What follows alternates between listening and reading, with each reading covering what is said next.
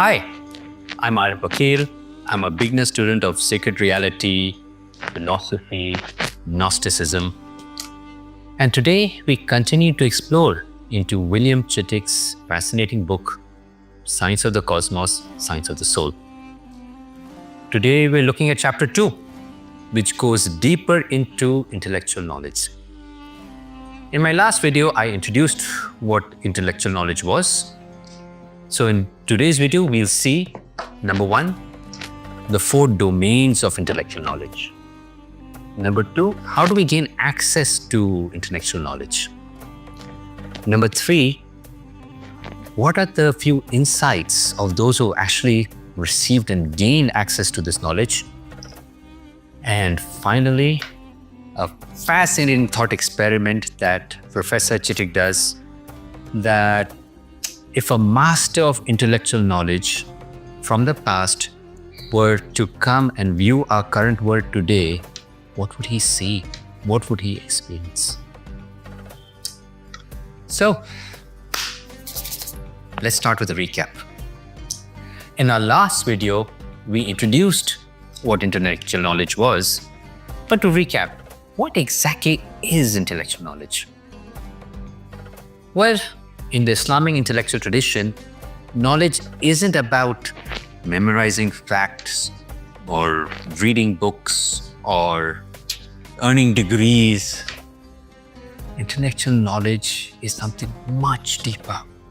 It's about verifying and realizing the ultimate truth for yourself. Think about it this way. You can read about 1,000 descriptions of sunsets. You can see countless photos of sunsets. But until you stand before the setting sun yourself and seeing the fire that is going down and seeing the riot of colors of red and orange and yellow, it's about directly experiencing truth for yourself, by yourself. That's what intellectual knowledge is. Yeah, and if that's what intellectual knowledge is, what are its components? What does it consist of? Well, in the Islamic intellectual tradition, there are 4 major areas that seekers of intellectual knowledge focused on. Number 1, metaphysics, which is the study of the ultimate reality. Number 2, cosmology, which is how the universe works. Number 3, spiritual psychology, which is understanding the human soul. And number 4, ethics, which is how is this soul to interact with other souls and the cosmos as a whole. Let's go a bit deeper into each of these. First, metaphysics. Metaphysics in its truest meaning, not abstract philosophy. No. It's about understanding the ultimate reality. Or say it's about understanding God. And God is referred to as multitude of names. It's by understanding the being, the necessary, the real. Number 2, cosmology. And no, we're not talking about NASA here. This is about understanding where the cosmos, where the universe comes from and where is it going.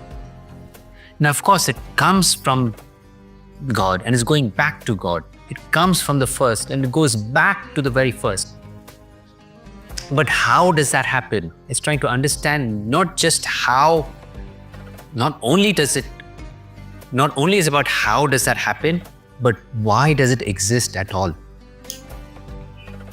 Thirdly, spiritual psychology. This is about understanding the human soul itself. Who are we really? How can we develop our full potential?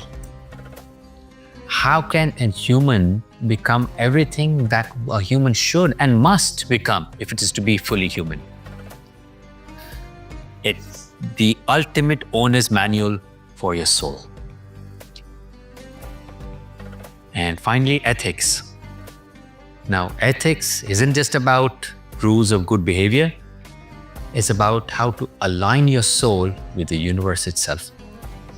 How do I train my soul to follow my higher intellect? How do I develop real virtues, truth, honor, justice, and not just good habits? Now, here's the big deal. The masters of intellectual tradition studied these subjects completely different than how we study subjects today. The masters of intellectual tradition had this concept called tahqiq. What does tahqiq mean? It means you haven't really learned something unless you verified it, realized it for yourself. Just another example. What if I told you, chocolate, it tastes great. It tastes divine. You might believe me, but truly, until you've tasted that chocolate for yourself, you don't really know it, do you? Now, here's what the ancient intellectuals have a challenge for us.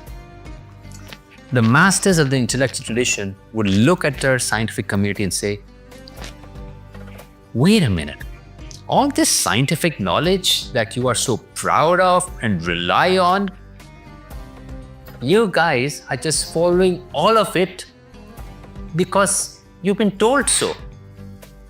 You're just following it via authority. You're just following it via consensus. You're just doing it because someone told you so. And you know what? Let's play that out. They kind of have a point. I mean, think about it. How many of us have actually verified all the scientific facts that we follow for ourselves? When was the last time you personally proved that electrons exist? You keep talking about Einstein, don't you? Well, when was it that you personally verified Einstein's theory of relativity? You're basically taking these things on faith. You're just trusting the scientific community. I know what you're thinking. I can hear you right out. Yeah, Arif, wake up. You don't do it. You have peer reviews. They have empirical evidence. Yeah. But look, here is the twist. These ancient intellectuals would still argue that that's still sophisticated imitation. They'd say, hold on. I've got an analogy here. They'd say we are like people following a giant Congo line. Each one following the person in front of us, convinced that we are heading in the right direction. But none of us, even the person at the absolute front, actually knows the ultimate destination for his hand.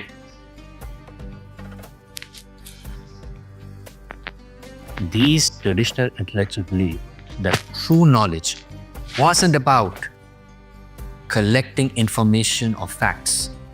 It was about understanding for yourself your relationship with ultimate reality, or God, if you prefer that term. They believe that the more you understood the ultimate reality, the more you understood the sacred, the more human you become. Let me share something really powerful from the text. They believed that we are what we know, what we truly know from the depths of our soul.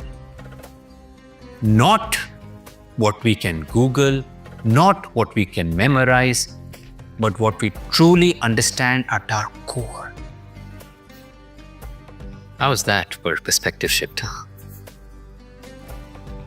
The modern worldview, that's all about collecting data, external observations, consensus based on truth, material focus, external focus.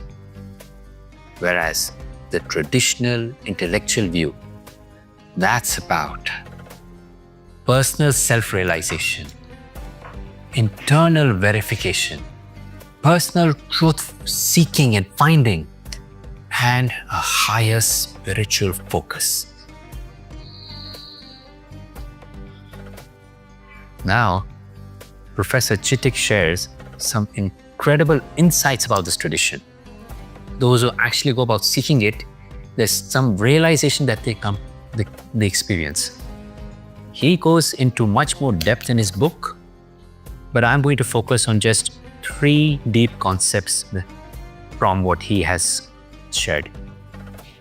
Number 1, Tawheed, the principle of unity. Imagine everything in the cosmos, everything in existence has been connected to a single point, connected to the ultimate reality, connected to God.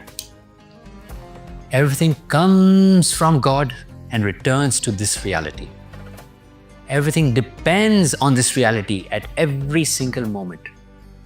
It's like every atom, every particle, every quark in the universe is constantly plugged into the cosmic power source. This isn't just some religious doctrine. This isn't dogma.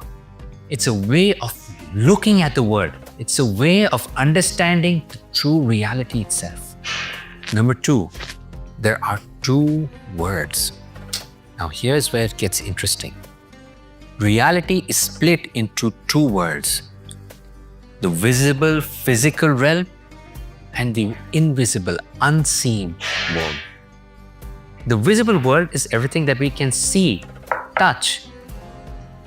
But according to the intellectual tradition, the physical world, what we can touch, is less real than the unseen, invisible world. The invisible world is the realm of spirit, light, intelligence, consciousness. It is more substantial than our actual physical world. It's like saying that the software is more real than the hardware. And given that the lower status, the subservient status of the physical world, the physical realm has no control over the spiritual realm, just as created things have no control over God. Thirdly, the third insight that seekers of the intellectual tradition have is of the unique human position. The most fascinating part is that in the whole cosmos, humans have a special place in this cosmic setup. We have been made in the divine image, and we have been taught all the names of the divine. So what does this mean? It means we have the potential to understand everything. The goal isn't just to be good people, it's about to awaken our intellect to its full potential and thereby be truly what we are destined to be and truly be fully human.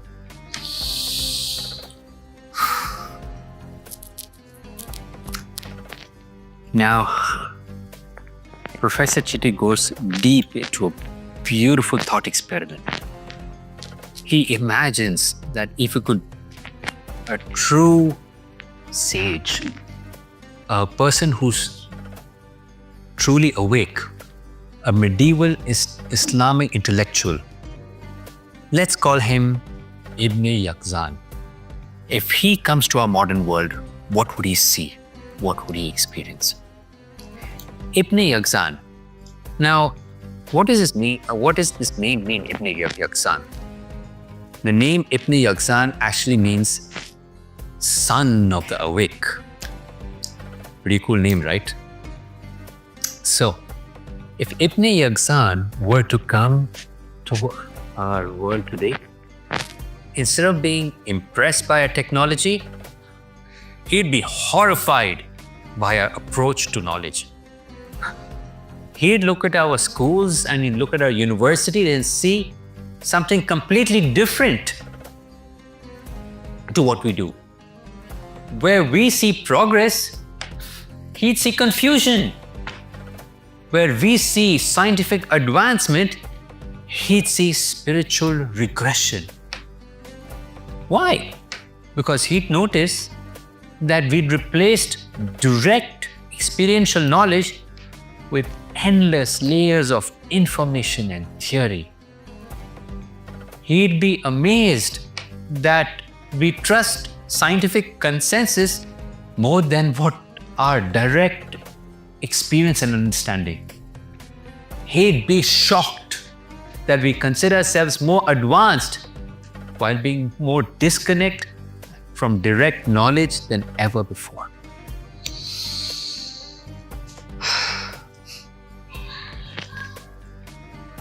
So what have we learned today? Let's recap. As a summary of number one, intellectual knowledge isn't about information, isn't about data, it's about direct realization. Number two, the four domains shows us a complete picture of reality. Number three, Tahqiq reminds us that true knowledge must be personally verified. Everything is connected through divine unity. The invisible world is more real than the visible. Humans have a unique potential for complete understanding. All right. That was quite a journey, wasn't it? It's a lot to take in these 10, 12 minutes or so. However, if this struck a chord, do get a copy of Science of the Cosmos, Science of the Soul. Professor Chittick goes much more in depth, and there are much more realizations you'll get in reading this book for yourself. So yeah, that's all I have for this video. Till the next video, take care, keep reflecting, keep smiling. Goodbye.